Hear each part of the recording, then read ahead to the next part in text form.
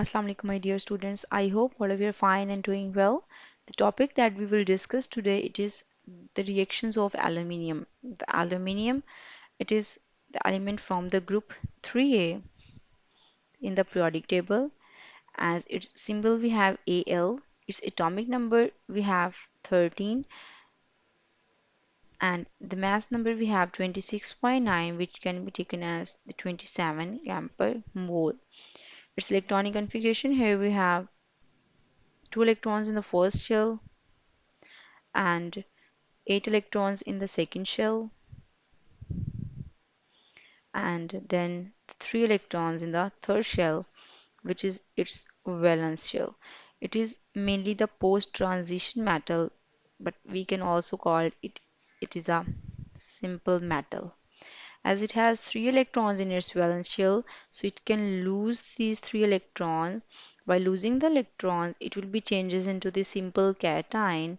Now, this cation will make the bonding with the anion and it mainly forms the compound that are known as the ionic compounds. It is comprising of the ions.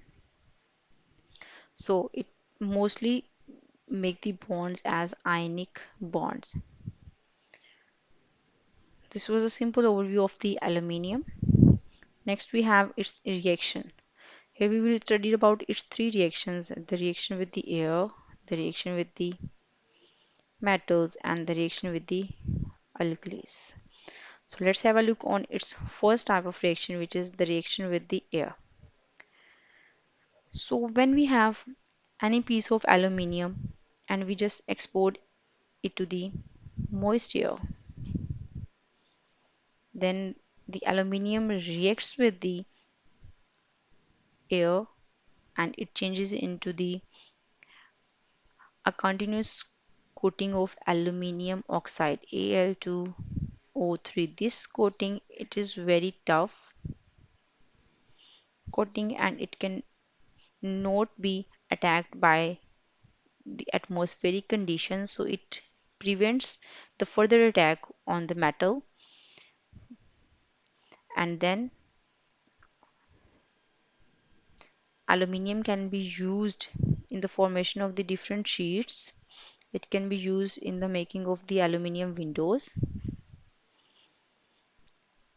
For this purpose, as it creates a hard layer or tough layer, this is why aluminium is called as the corrosion free. Nowadays we use the aluminium window as compared to the iron because the layer that forms the iron it is Fe2O3.xH2. This layer is mainly porous and it just flakes away. But on the other hand, if we have the layer of aluminium oxide on the surface of the aluminium, this layer is very tough and it prevents the further corrosion of the metal. So that's why we just prefer aluminium as compared to the iron. However, if the aluminium powder we have and it just heated to 800 degrees Celsius or above, then this metal reacts with the air and forms the aluminium oxide. So here we have to give the temperature 800 degrees Celsius. It reacts with the air and changes into the aluminium oxide. And it also reacts with the nitrogen and changes it into the aluminium nitride as AlN. It is also in the solid state. So the reaction is mainly accompanied by the evolution of the heat along with this, as also produces intense white light. So this property of aluminium made it to be helpful in as a flash light photography. This is due to this production of the heat and intense white light, aluminium can be used in the flashlight photograph. So this was a simple reaction of aluminium with the air. After that we have its reaction with the non-metals. As aluminium is a metal, so it can lose the electrons. So when it is heated, it combines with the halogens. It can combines or react with the halogens. It can also combine with the sulfur, can combine with the nitrogen, it can also combine with the phosphorus, it can also combine with the carbon. So all these processes accompanied and the heat is evolved as a result of all this process. Let's have one example. Here we have the aluminium. When it reacts with the chlorine, we gain aluminium chloride. By balancing out this equation, we get this. So this is the simple reaction with the halogens. After that, if we have aluminium, it can also react with the hydrogen. The product we have aluminium hydride, AlH3. By balancing that equation, we gain this. So this is the simple reaction of the aluminium with the other non-metals, that it can react with the other metals by producing different chlorides as well as the hydrides. Then third reaction of the aluminium we have, it is with acids and alkalis.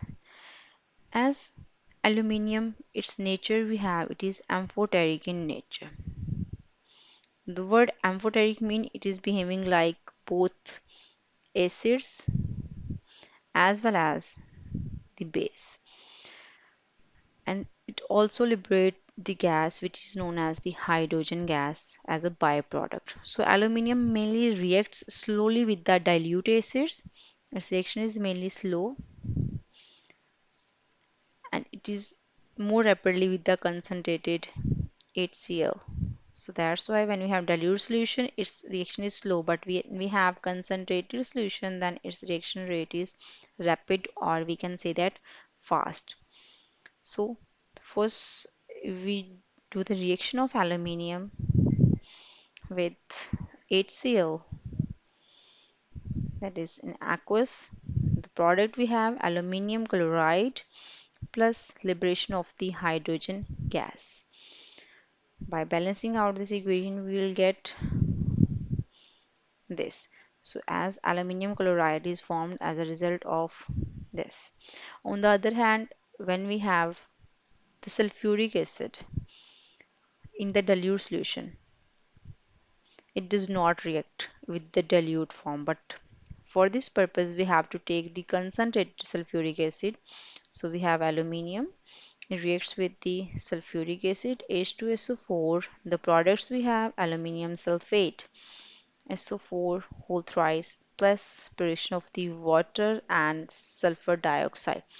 This is the main product that we gain. In this picture you can see that when we add the hydrochloric acid in a beaker and add the aluminium foil at the start or the initial state, you can see that the reaction is slow, but with the passage of the time the aluminium just started to be pinch out and changes into the aluminium chloride in the solution, and with the liberation of the gas which is known as the hydrogen gas. So this was a simple reaction of aluminium with acids and alkalis. On the other hand, aluminium, it does not react with the acid which is nitric acid HNO3 at any concentration. This is just due to the formation of the protective layer, that is aluminium oxide. That's why it does not further react. I hope you guys understand about the reactions of the aluminium, as it was very simple topic, and if you have any queries you may ask me about that in the comment section and I will get back to you guys soon. In the next topic we will discuss it is the uses of the aluminium, that where we can use the aluminium in our daily life or for some other purposes. For that time, you guys keep learning and have a good day.